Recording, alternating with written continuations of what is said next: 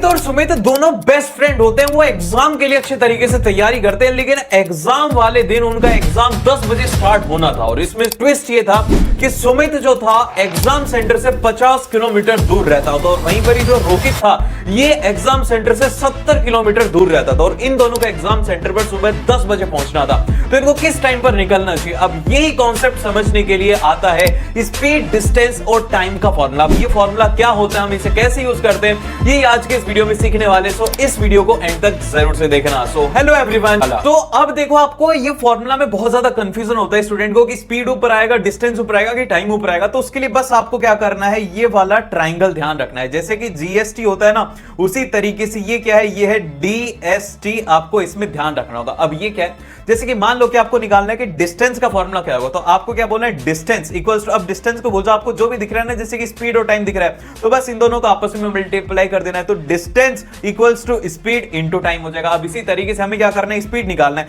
तो अब ये वाला निकालना है ना, तो हम इसको भूल जाएंगे। अब क्या दिख रहा है, डिस्टेंस दिख रहा है और टाइम दिख रहा है, तो इसका फॉर्मूला क्या आ जाएगा, speed is equal to distance upon में टाइम आ जाएगा। अब इसी तरीके से एक और फॉर्मूला बनता है जो कि होता है time is equal to distance upon में स्पीड। अब इसका क्वेश्चन है कैसे करना है, ये ध्यान से सुनना। अब ये वाला क्वेश्चन आप मुझे कमेंट करके बताइए कि इसका कौन से वाला ऑप्शन इसका आंसर होगा, क्योंकि आपको तीन में से दो चीजें गिवन है और आपसे टाइम पूछा है, तो आप मुझे जल्दी से कमेंट करके बताओ कि इसका आंसर क्या होगा। तो देखो भाई, बहुत ही ज्यादा सिंपल है। आपको क्या क्या गिवन है क्वेश्चन के अंदर, आपको कहा गया है कि जो राम है वो ट्रेन से ट्रेवल करता है 50 किलोमीटर पर आवर की स्पीड से, और वो कितना जाता है, वो 150 किलोमीटर जाता है। तो सबसे पहले हमें क्या याद करना, फॉर्मूला याद। तो अब देखो यहां पर हम लोग कौन सा फॉर्मूला यूज में लेंगे, हमारे पास में क्या है, स्पीड है, हमारे पास में डिस्टेंस है। तो अब हमें क्या निकालना है, टाइम निकालना है। तो टाइम इज इक्वल टू क्या होता है, वो होता है डिस्टेंस डिवाइडेड बाय स्पीड। तो अब यही वाला फॉर्मूला हमने यहां पर यूज में ले लिया। तो बस हमने यहां पर डिस्टेंस रखा, कितना था, वो था 150, और डिवाइड बाय में। ऐसा लगा मुझे फीडबैक में जरूर से बताइएगा, और मिलते हैं आपसे नेक्स्ट वीडियो में।